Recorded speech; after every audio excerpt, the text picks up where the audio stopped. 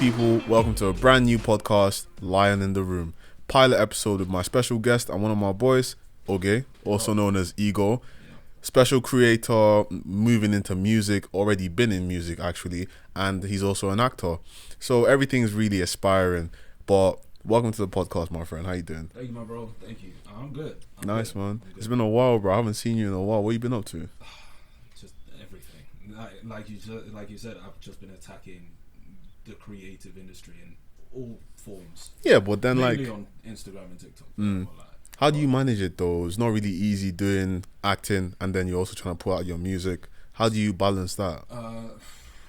Easiest way to say it is kind of act on everything and anything that comes into mind when and like as soon as possible. So like if I think of if for some reason something makes me think of a verse or a whole song, I will try and finish that song within a week. Within a week? Within a week, yeah. So what's the time management like? There isn't any. So no, I'm joking. So if working non-stop. Obviously there's prior, like if there are prior engagements, they will get priority. But let's say I thought of a song that I want to make, or a verse that I want to write. Yeah. A verse will take me like 30 minutes. Okay. But the whole song, if I have, you can get in and out of inspiration. So I'll try, before bed, when I wake up, if I have 5 minutes at lunch, I'll type it on my phone. If I have 20 minutes here or there, just on the train, I'll be typing. I'll be like listening to the beat until I'm sick of it. Really? Try. And then and just make something. I mean, like, yeah, because we got more time now. Like, bro, it's been like over a year now. Yeah, graduated from uni. Yeah. So everyone's just trying to do everything and anything to make money. Not exactly anything, not doing anything illegal, but we are trying to make some money. Exactly. Bro, honestly, like, I had to take a trip. I had to take a trip back to Niger. I haven't gone back in years. I had to take a trip. And it just felt so relaxing. Like, coming back, I would 100% say like I'm actually ready to make some big moves when it comes to financial income, because man, everything gets expensive. So expensive. The stuff back in Niger, like I didn't buy anything. I was just there for a week, staying at your parents' house and stuff. But I saw some friends, and you have some friends talking to you, and they're telling you like, bro, like the money issue is an issue. We came back around the time that they were having protests. So like there was this whole this country like protests organized by if not all the members or majority of the citizens of the country, because they see issues with the government. And like it lasted for a while. It was a terrible thing, but these are things that obviously have to happen for reformation. But change is only, you can't even look at change, bro. I feel like we need to be expecting growth. You kind of have to cultivate it at the same time. Like, I mean, look in Nigeria. Like, how much change has actually happened within the past 8 years? Let's use the airports for example. Exactly. Coming back, you kind of see like when you're going for a local flight, like a local departure, there's still that little hustle and bustle. Like you don't want to look at it like, oh, there's been no improvement, But when you kind of like remember the little things you kind of saw when you took that flight to come to the UK for the first time, like it brings back flashbacks, man. Well, for me, having to come to the UK, I don't remember how it was exactly, but I still remember how the international airport looked then. And thinking about it now, there might have been some minimal changes, maybe like some repairs, but it still kind of looks the same. I mean, I've been flying back and forth since I was 13. Yeah, you actually went back to Niger, like you were there for a while. Yeah, I was there for a while. Well, I mean, I live there, so whenever I'm not working or I'm not, working on a project or anything like that, I'll go back home. Okay. Why not? Okay, I didn't really get that opportunity, but it's nice actually, man. Like, you get where I'm coming from. Like, being at home with your family. Obviously, I really feel like when they say home is where the heart is, home is where the people you love, you care about is, because that's where you're most comfortable at. It's really the truth, man, because it's true. I had no worries. I didn't rest as much. I went out with my dad. He took me golfing because like my dad's been golfing for over a year now. It's a lovely experience though. I'll get into that in a little while. But I went out with my dad, we went golfing, went out, had a few drinks, met some people, met some of his colleagues, met some of his friends, the people that he hangs out with. So I was in and out of the house, in and out of the house, in and out of the house. But it was really nice just being in Nigeria, seeing places that I used to see on a daily. But I'm now seeing these things and I'm like, oh, this place used to look like this. And my dad, he's just happy that like I'm seeing home and I'm around him and stuff. The family's all together. But even happier because I actually haven't forgotten a lot of stuff. Like I remember GRA, you see like the Genesis Deluxe Cinema or the Polo Club. I used to go to the Polo Club with my dad whenever he would take us there. Bro, it was nice. It was really nice. But yeah, no, going back to Nigeria was such a lovely experience. I carried my speaker with me, bro. We're just having some nice times. I'd be out with my dad. Like a gazebo or something. Not really a gazebo. We had like a decent balcony, so like it wasn't too high up, but it was still quite nice. You can see most of the estate, at least the road that you're on. Yeah. And it was interesting. I'd be sitting down with my dad. We'd be having like some beers, just talking about life. Because around that time, we were actually, I'd say putting heads together, but my dad was actually giving me more advice on how to move forward in life, how to look at particular things. You know, how you look at like shortcomings, and being able to pick yourself up. You know, where you put your faith, and you know sometimes as you're younger, it's not easy to understand, but gradually, you kind of get used to it. You kind of understand it a bit more or acknowledge. I've had so many different experiences where, like, I would butt heads with my dad. I think it's a firstborn thing as well. Like, you butt heads with your dad or something, and you're like, why are they like this? You know, you think that you're so right, and you're like, why are they like this? Then, like, 3 years down the line, you've realised what they were saying was the truth. Wrong. Exactly. Like, exactly. So wrong. And I feel like realistically, that's one. Being parents, bro, like you're an investment for 16, 17 years. You can't see what you're doing until it's way too late. Yeah, of course.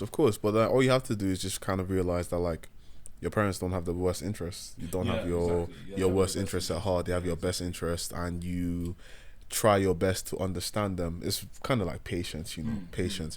But if I realized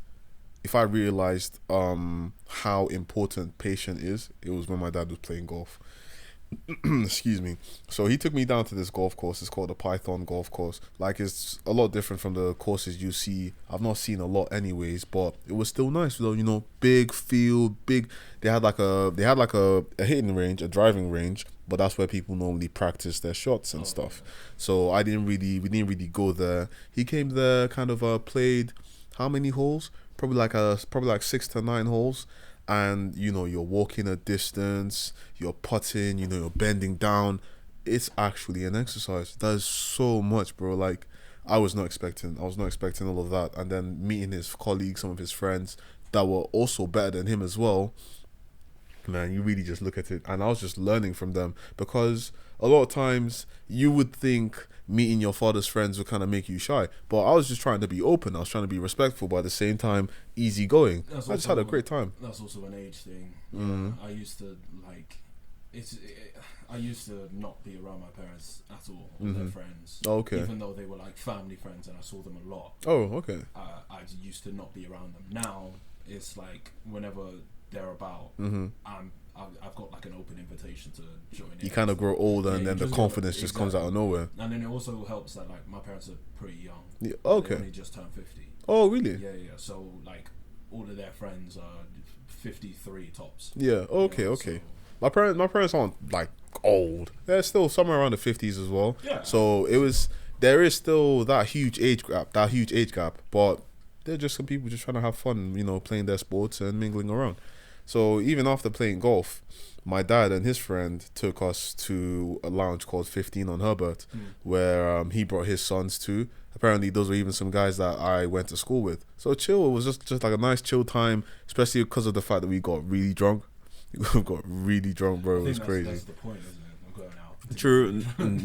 No, that's the point for you. But for me, I wanted to have fun, and I had a bit too much fun, and just started just having a crazy time. Not even a crazy time, you know, because I wasn't that bad. Like, my friend got knocked out.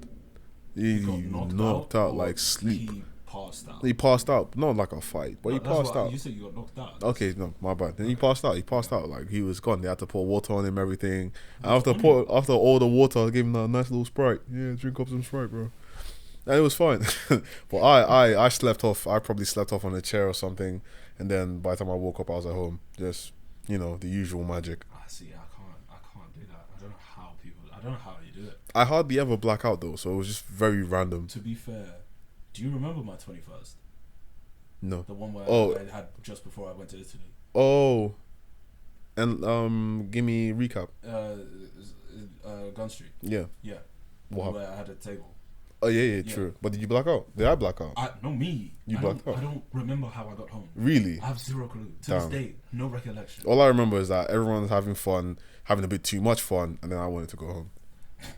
I just wanted to go home. It was a fun night. I think it was a good night. It was just stupid of me because I had a flight. And I had work. I had work the next day. You had work the next day. Yeah. Exactly. Yeah. Shiloh had to drop me. But it was good. It still worked out fine, man. You went to Italy for a theatre play. Yeah, you were playing Nelson Mandela. I was playing his cousin. Oh. Playing his cousin. I actually originally got the role for Nelson Mandela. Yeah. But then there was a mix-up, and he gave it to two different people. But then he realized that I was funny anyway. Mm-hmm. So he was like, okay, just play Justice. Oh, which cool. is his cousin. What was the play about? It was like it's like because like you're obviously you not being Nelson, you didn't go to jail or something. No, I did sing to him while he was in jail. Singing? Yeah, no, it was a musical. Oh, okay. Yeah, I was singing a lot, and I enjoyed it a lot. It's just the financials were a bit. Would you ever see yourself on Broadway? I think so. Yeah. I just don't know if Broadway wants to see me on Broadway. You get what I'm saying? Like I'm a very like I can sing, dance, act, whatever. Yeah. And I'm completely comfortable with doing that. It's whether or not the audience wants to see me jump about and sing and dance. I mean, fair enough. I think it's just it's like another part of theatre that I wouldn't normally go into. I'm more filmmaking, Yeah. I'm more into the whole modern way of how they do it. It really interests me how they manage to use all that technology. I mean, it makes it a lot easier, but there's so many more processes. But it's just nice. I would prefer to stick to filmmaking and then kind of probably once in a while watch Broadway. To be honest, Broadway is more. Yeah, Broadway is musicals. Mm-hmm. Whereas if you saw me on like West End is more, it encapsulates like all kinds of plays and theatre and stuff like that. So like I think I'm probably more leaning towards doing West End plays. Okay. Oh, really? Rather than musicals. Okay. But I do have love for both, like equal love for both. Mm-hmm. It's just I'm just more comfortable with. So no singing. No. Well, imagine you in the opera with a nice little Viking cap. Before I did it in my last year of school. I did a musical and it was fun. Mm-hmm. I had to learn how to tap dance. Really? Yeah, for the role, which was interesting. Bro, like I'm just learning these stuff now. I didn't know you were doing tap dancing. I had to learn how to tap dance. I have tap shoes, mm-hmm. which is weird for me to say. You had to get custom ordered tap shoes at my size, by the way. Yeah, size 13 custom ordered. Damn. So you're not even you're not tapping. You're stomping. I'm stomping. Bum. For real. So, and then what else did I have to do? I had to learn how to roller skate blindfolded. How? Yeah, one of the songs. My character. It's called The Drowsy Chaperone. If anyone wants to watch it, it's actually a very good play. The Drowsy Chaperone. The Drowsy Chaperone. It's a very good play. I like it. So I played the main character. I can't remember his name. Robbie, something like that. Mm-hmm. Something like that. And he's the whole play is actually a guy listening to the musical on a record. Mm-hmm. And what he's doing is he's talking the audience through the play, and the play is about me getting married, my character getting married to someone else, and throughout this whole thing I'm kind of trying not to see her, and so I end up wearing a blindfold, and then my best man tells me that his favorite thing to do to ease his fears is to go roller skating, and so my dumbass thinks to do both at the same time. And so I've just been roller skating blindfolded, and then I have a whole duet with my fiance at the time. Yeah. And yeah, so I'm singing, dancing, roller skating, all blindfolded, and it was really it was so stressful. How did you successfully do that without getting hurt? Only God, my brother. So you didn't get hurt, nothing? I didn't get hurt at all. Wow. Didn't get hurt at all. Wow. I had weeks and weeks of just like every evening just skating. Okay. And then, but you could only get onto the stage 4 days before the first play, and we had a live band that was right in front of the stage. Okay. So and there was one point where I had to basically fake like I'm about to fall at the edge of the stage, and it was the most terrifying thing because I'd have to fake fall in front of a real pit of people and instruments. Oh. And it was fun, but so scary. Damn. Oh wow. I can't really imagine that, man. But at least you didn't get hurt. It's a new experience. Not even a new experience. It's something you've done, so you can always kind of say you've done it. A great story to tell your kids, though. Yeah. That's if they want to do. I don't think they'd even want to do rollerblading. I don't. Maybe. So. Maybe. Bro, have you gone roller skating lately? I did ice skating. That was a few years back. Never done ice skating.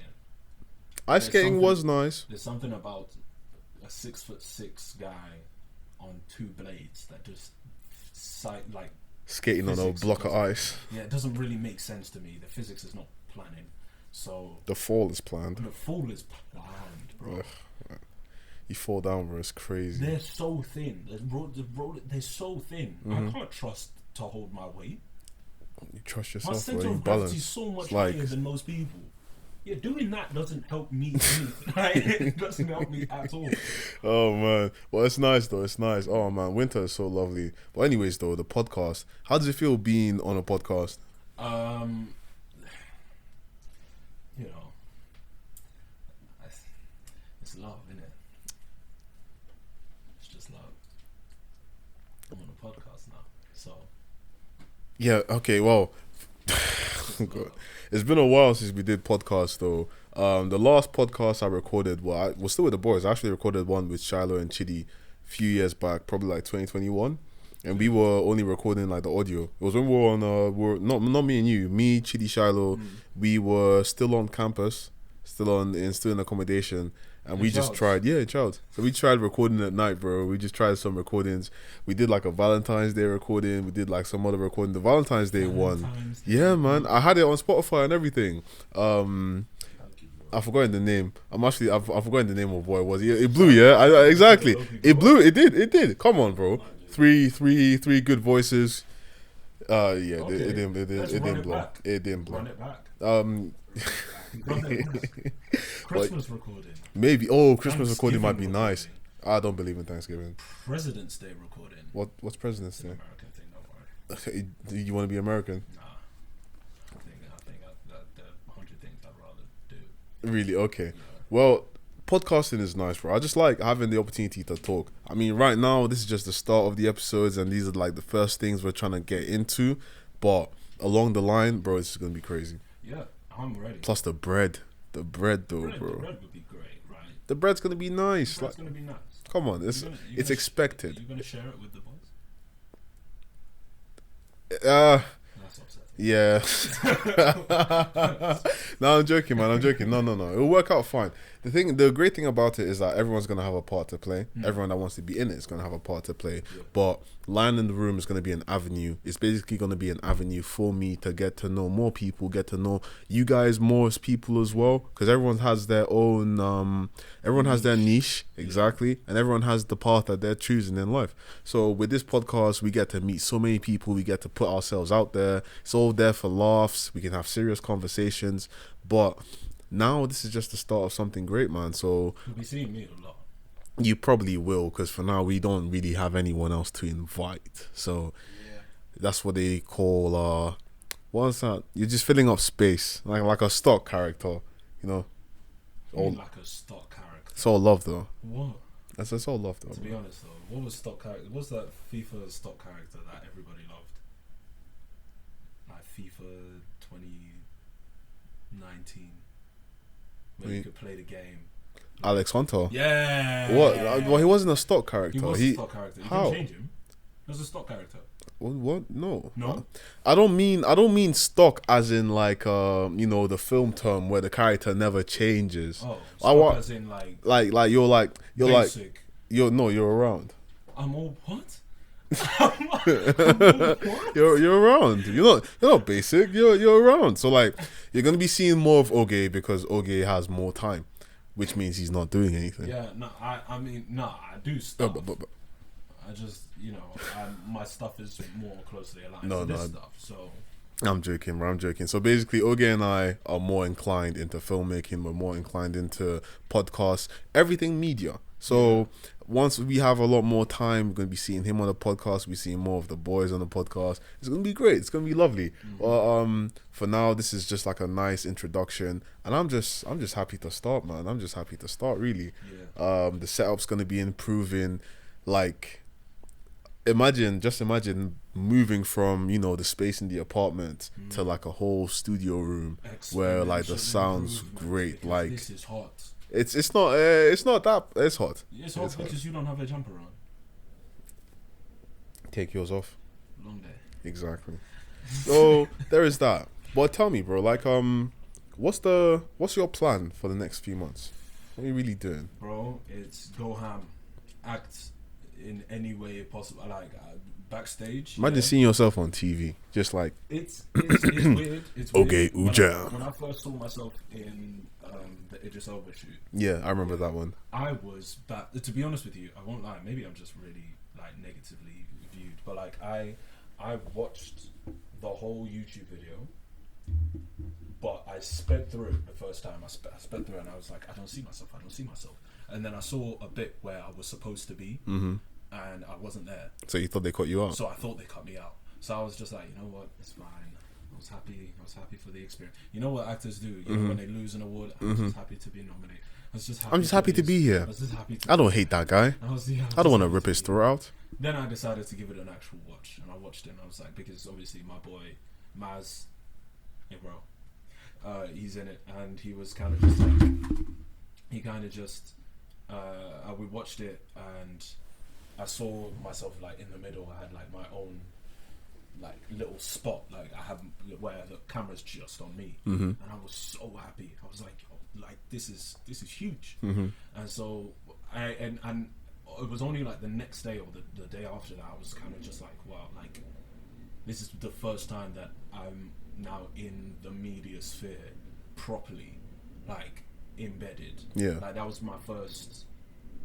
Yeah, that was my first thing that's been put on media. Everything else has been like theatre stuff. Or, like I was supposed to go on a Love Island eBay advert. Oh really? Yeah, that one was fun as well. Yeah, that would be pretty nice, man. Fun. The little music, dun dun dun. Yeah, dun, it was, dun, dun. they asked me to do something to do with the breadstick, and I made them laugh. So Oh, okay. Like, yeah, they were like, yeah, just be the backup.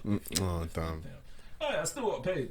You still got paid? Okay, hey, we're moving. Right? I'm happy about that. That's cool, man. That's cool. Now, probably the last thing I'm gonna ask before we like conclude this episode. You also put out like I kind of call them like audition reels. Like you kind of record yourself acting Instagram out. and TikTok, Yeah, you be acting out different scenes. I've seen some of your Will Smith impressions. Well, not really impressions. Saw the one from Hancock. Yeah. I've seen some other ones. Seen the ones from Power. Obviously, you're not following, mainly just black actors, are you? No, You're trying out different famous during, people. During February, I did only black actors because it's obviously Black History Month. Of course. So, but yeah. But Would you ever try? Sorry to interrupt you. Would you ever try like a Godfather actor, like a Robert De Niro? see, Look what they did to my boy. So that's the thing. Yeah, I try not to do really famous scenes. Oh, okay. Because if I try, I try as much as possible when I do them to either go completely with my own choices of how to do it. Yeah. Or if I do like how they've done it, or if I believe that's how I would have done it as well, I will just do it the same kind of way. Mm-hmm. Like I did a Scarface one, and it was there's on there. I did a Scarface one, but I did it in an English accent, like Scarface met Top Boy. Oh, Do you get what okay. I'm saying? So, and that one is like didn't do as well as any of the others. So I kind of just went and said, okay, if I'm gonna do it, I'm gonna do ones that I believe are really good, monologues, or I'm gonna go by my own choice of how I want to do these things. Like I have to be happy with it myself. Like I was not happy with the Scarface one that much. Oh, okay. But I put it out there, and I'd rather, in my mind, just put out what I've got. Yeah. Because art is so subjective that people might like it, people might hate it. Like, true, and it shows some growth as well. I mean, like, you can gradually tell, it's like when you go to the gym. You see how you were at the beginning, 3 months after, you're definitely going to see some change. Yeah, facts. So, like, even with the podcast as well, I mean, like, recorders everywhere, things all about, but do this a few more times, setup might be proper. Exactly. So definitely, for sure, man, I know that it's going to be great. I also saw some of the music videos we putting out. Beef, you put me on Beef today. Beef was quite nice. Imagine actually making a full song. Yeah, I was. The thing that I'm trying to do is also kind of helping other creators on TikTok and Instagram as well. Because the main reason why they do open verses is because they want to promote their own song as well as someone else as an artist. So I could very easily, it's not hard whatsoever, take the song, take out all of their vocals, and just make my own song on the same beat. Loads of people do it. Yeah, of course. But I would rather, make something that promotes lesser known artists as well as, for example, there was one that I did by an artist called MDA Cali Boy, and I posted it, and he saw how good it was, and he reposted my own really? Stuff as well. Yeah. Oh, sick. And that's on like what 10, 12K, something like that right now. It's a movement though. It's moving. That's cool. It's movement. Yeah, exactly. So I that's why I do it. I could just go and make a beat, and I could make my own beats as well. Like, but I'd rather help other people as well, because it's a journey. I'm trying to make friends on the way. Yeah, true. Friends, connections, networks, all looking for a way to improve yourself as well. Exactly. It's all about the growth, man. So that's lovely. But I think that's where we're gonna call it a day. Yeah. I'd say like this is probably where we're gonna end it now. So this has been the first episode, the pilot episode of Lion in the Room. Thank you guys for watching and listening. We're going to be having this episode on all platforms and more episodes to come. This has been Oge. Lovely to have you here, my brother. And we're going to see him many more times as well. We're going to see some more of the guys, and we're going to have better conversations, better flowing conversations for you guys to enjoy. Take care. God bless you, and peace.